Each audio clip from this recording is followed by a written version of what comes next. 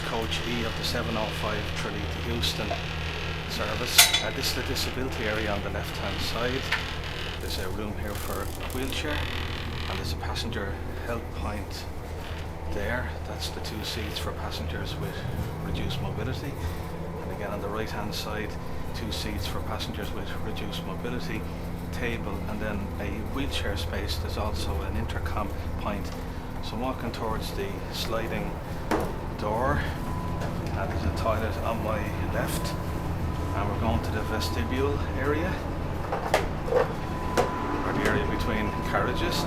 So this is where the door is, and we've got our door open closing buttons. Right here is the emergency intercom to speak to the driver or the onboard customer service person, onboard CSO. So on the opposite side there's another door with door open controls, but on this side there's no emergency intercom button. So just heading back to the carriage now.